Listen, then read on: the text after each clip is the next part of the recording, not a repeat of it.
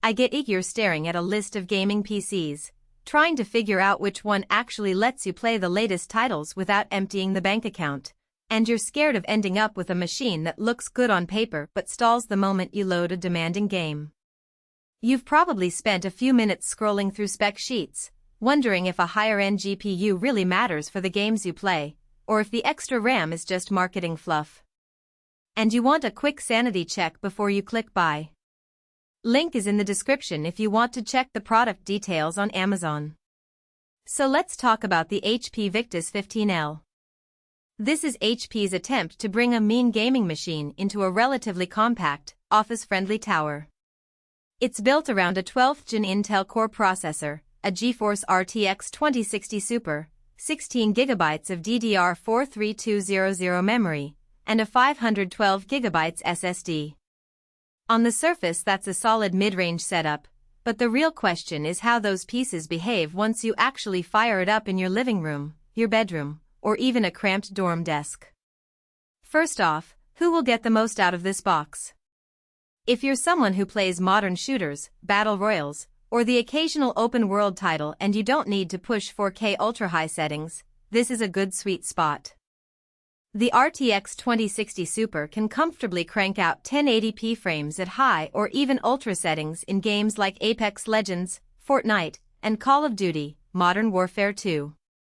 For a bit of future-proofing, it also supports DLSS, so when you do want to stretch a frame rate a little further, the card can upscale with decent quality. The 12th Gen Intel chip isn't the top-tier i9, but it's a solid i5 type offering that gives you quick load times, responsive multitasking, and enough headroom for streaming software if you want to broadcast while you play. The 16GB of RAM is another practical win. Many budget rigs cut corners here and end up swapping to the page file, which hurts performance during heavy scenes. With two 8GB sticks, you'll see smooth transitions between games and background applications. Think having Discord, Chrome tabs, and a recording overlay all running at once without a noticeable dip. If you're a modder or you like to keep large texture packs handy, you'll appreciate that headroom.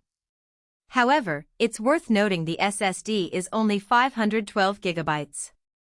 Modern games can each gobble up 50,100GB, so after a few installations you'll be looking at a storage crunch.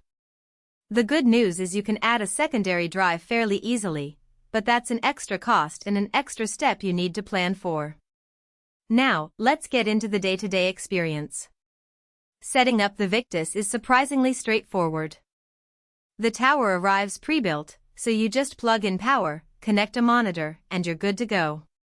The included HP 310 wired keyboard and mouse are basic, not the mechanical or RG-laden accessories you might find with other gaming bundles, but they're functional and don't require any extra drivers. If you already have a preferred gaming mouse, you can swap it out without a hitch. One practical strength that often gets overlooked with pre-built PCs is the noise level. The Victus uses a fairly standard cooling solution, a front intake fan, a rear exhaust, and the GPU's own blower. In idle or light workloads like browsing the web or watching a video, the system is whisper quiet.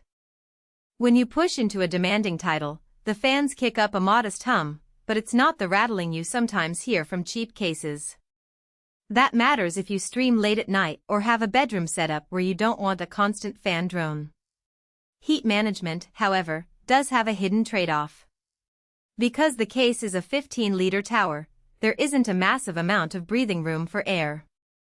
Under sustained 1080p gaming at high settings, the GPU and CPU temperatures will climb into the low 80s Celsius range. That's within safe limits, but it's higher than you'd see in a larger, more ventilated chassis. If you plan to overclock or run long marathon gaming sessions, you might notice a slight throttling after an hour or two. Adding an extra case fan or repositioning your PC for better airflow can mitigate this, but it's something to be aware of before you purchase. Another practical consideration is connectivity. The machine ships with Wi-Fi 6 and Bluetooth 5.2, which is great if you're on a modern router and want to avoid a messy Ethernet cable. For gamers who still prefer a wired connection for the lowest latency, there's a standard RJ45 port, but it's tucked behind a small panel that you'll need to open with a screwdriver. The USB selection is decent, a mix of USB-A 3.0 ports on the front and a couple of USB-C ports on the back, enough for a headset, external drive, and perhaps a capture card. So, who should walk away? If you're a hardcore 4K enthusiast who expects to max out every visual setting, you'll quickly feel the limits of the RTX 2060 Super. The card is great for 1080p and can handle 1440p at